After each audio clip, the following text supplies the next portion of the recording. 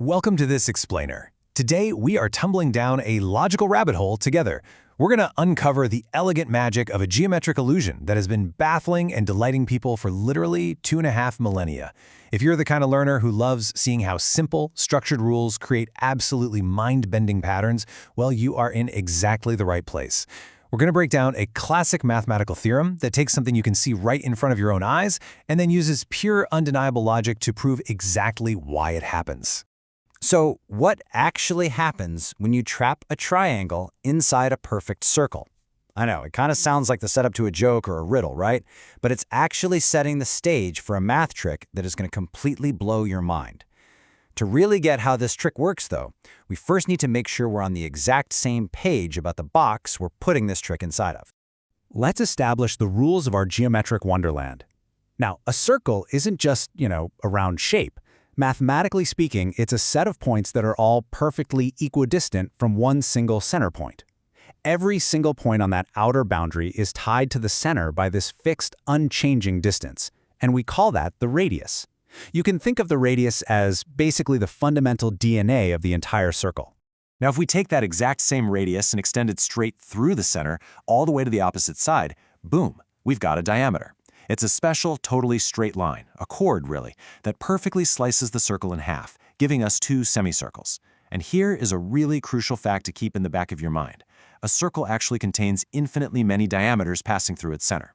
Seriously, we could draw a line at literally any angle, and as long as it slices right through that center point, it's a perfectly valid diameter. But for our puzzle today, we just need to pick one.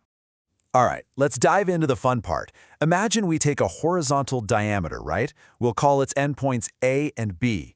Then we pick just some random point anywhere on the top edge of the circle. Let's call that point C.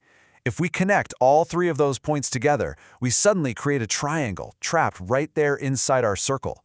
And more importantly, we've just created what's called an inscribed angle up there at point C, perfectly touching the circle's outer boundary. Now, this is where things get really interesting, because it creates this crazy visual illusion. Look at what happens when point C is moved up to the very top, like dead center of that semicircle. That inscribed angle up at C, it looks exactly like a right angle, a perfect 90 degrees.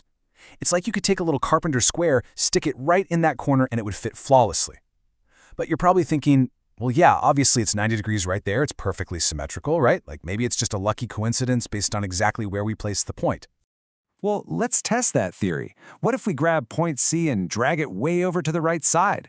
This completely changes the entire shape of the triangle, right? Makes it totally lopsided and weird. But look really closely at angle C. It miraculously remains exactly 90 degrees. No way, right? But it's true. No matter where point C travels along the arc of that semicircle, the triangle stretches, the side lengths change completely, but that top angle literally never ever budges. Geometry often starts exactly like this. You make a visual observation that honestly feels a little bit like magic. We look at that moving point and see that the angle doesn't change. But mathematics asks us to push a bit further. We have to look past the illusion and ask the deeper question: why must this invariant angle always be true? Like, how can we prove, beyond a shadow of a doubt, that it's going to be exactly 90 degrees every single time? Let's peek behind the curtain and figure it out. We're going to reveal the hidden structure of this shape by drawing just one single, simple dotted line.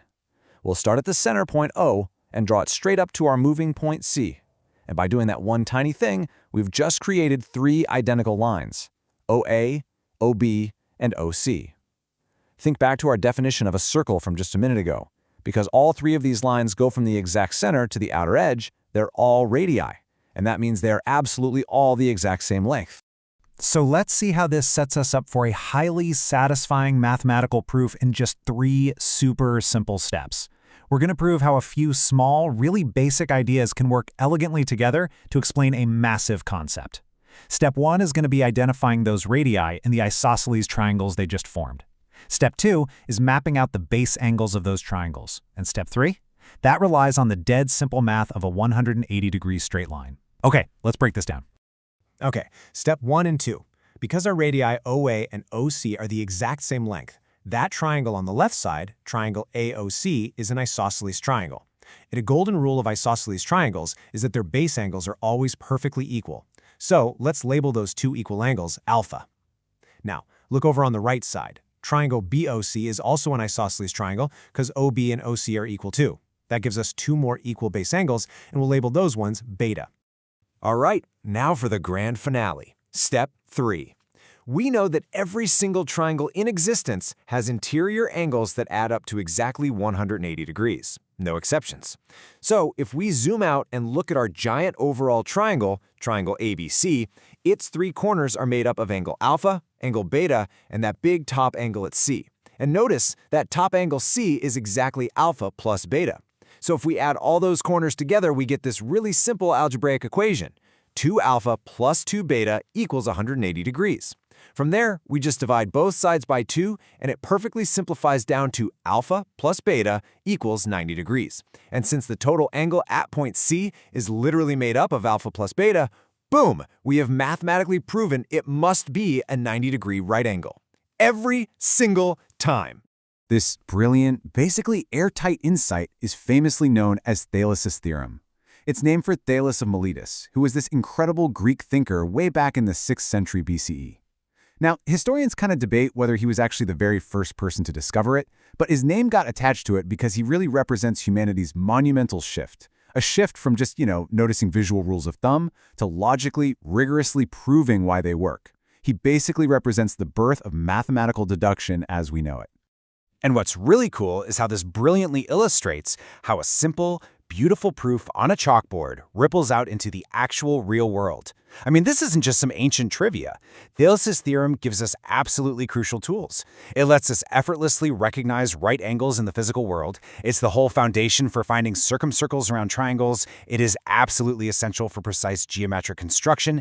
Even today, in modern design, architecture, and engineering, whenever you have circular arcs and perpendicular structures interacting, engineers are relying on this exact mathematical property to keep their structures sound, precise, and safe. Math is ultimately a language of connections, right? And pretty much every great theorem has a flip side. So I'm going to leave you with this final thought to just tumble around in your head. What about the converse? Like, what if you reverse the magic trick? If you deliberately place a right-angled triangle perfectly inside a circle so that all 3 of its corners touch the outer edge, exactly where must its longest side, its hypotenuse, land? Think back to the rules we established today, and I promise you'll find the answer waiting for you right across the center. Thanks so much for joining me for this explainer. Keep seeking the structure behind the illusion, and I'll see you next time.